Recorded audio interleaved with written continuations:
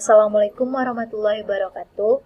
Baiklah, saya dari kelompok 3 akan mempresentasikan hasil kuesioner kelompok kami, yaitu bertemakan kesehatan mental yang mempengaruhi perilaku mahasiswa.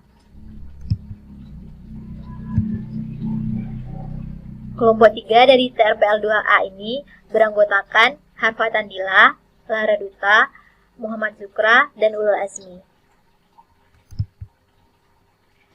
Pada agenda materinya kali ini yaitu yang pertama itu ringkasan eksklusif, yaitu penjelasan singkat dari kuesioner. Yang kedua, penjelasan data. Yang ketiga, pertanyaan dan diagram kuesioner. Yang keempat, kesimpulan. Yang pertama itu saya akan menjelaskan ringkasan eksklusifnya, yaitu pembahasan singkat dari kuesioner kami. Pada kuesioner kami yang bertemakan kesehatan mental yang mempengaruhi perilaku mahasiswa ini, kami melakukan pendataan atau survei menggunakan Google Form yang kami lakukan pada bulan Mei 2020 selama kurang lebih 6 hari. Yang bertujuan yaitu menentukan bagaimana mahasiswa mampu berhubungan dengan orang lain, menangani stres, dan membuat pilihan.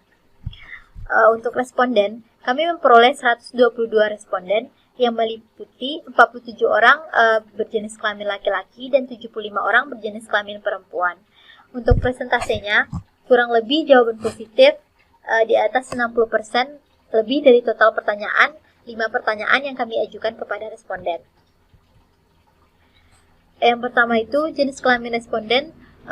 Untuk jenis kelamin responden, kami mendapatkan responden berjenis kelamin laki-laki 47 orang, responden berjenis kelamin perempuan sebanyak 75 orang.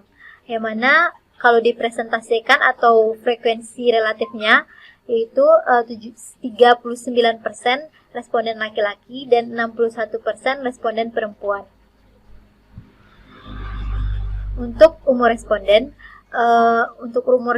kami mendapatkan responden dengan umur 18 tahun, 19 tahun, 20 tahun, 21 tahun, 22 tahun, 24 tahun, 26 tahun, dan 31 tahun. Yang mana frekuensi terbanyak itu pada umur 20 tahun sebanyak 62 frekuensi. Yang mana kalau dipresentasikan atau frekuensi relatifnya itu sebanyak 51%. Untuk kampus responden, kami mendapatkan responden dengan 19 kampus yang berbeda, yang mana yang paling banyak itu responden kami dari kampus Politeknik Negeri Padang dengan 53 frekuensi dan 40% frekuensi relatif. Untuk penjelasan datanya, yaitu menjelaskan secara singkat apa itu kesehatan mental.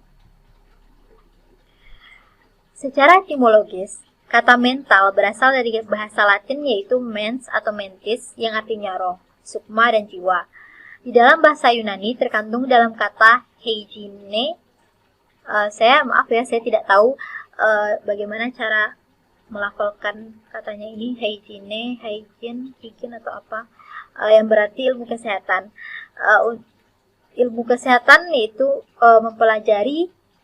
ilmu yang mempelajari masalah kesehatan mental atau jiwa yang bertujuan untuk mencegah timbulnya gangguan jiwa dan emosi dan berusaha menyembuhkan penyakit mental.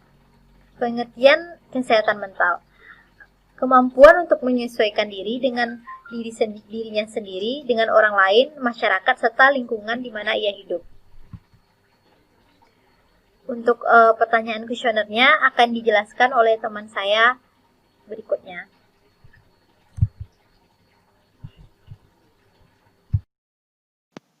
Baiklah, selanjutnya saya akan menjelaskan, yaitu pada pertanyaan kuesioner, yang mana terdapat 5 pertanyaan yang telah diajukan kepada responden. Yang pertama yaitu, apakah Anda sering mengalami suasana hati yang berubah-ubah? Kedua, apakah Anda kurang mampu dalam mengambil keputusan?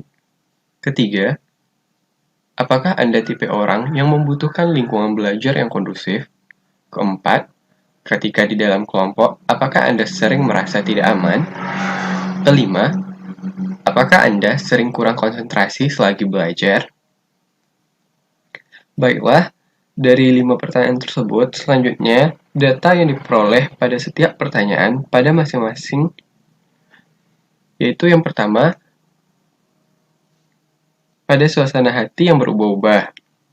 Diperoleh frekuensi pada jawaban kadang-kadang sebanyak 79, pada jawaban sering sebanyak 43, yang mana frekuensi kadang-kadang lebih banyak atau lebih besar dari frekuensi sering. Jawaban sering. Seperti yang terlihat pada slide. Untuk pertanyaan kedua, kurang mampu dalam mengambil keputusan, di mana jawaban pada frekuensi kadang-kadang yaitu sebanyak 106 dan jawaban pada sering frekuensinya yaitu 16. Selanjutnya pada pertanyaan nomor 3, yaitu membutuhkan lingkungan belajar yang kondusif. Frekuensi jawaban pada ya sebanyak 104, sedangkan tidak sebanyak 18.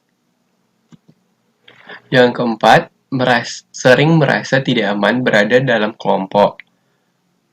Frekuensi jawaban tidak pernah yaitu 37 dan kadang-kadang sebanyak 85.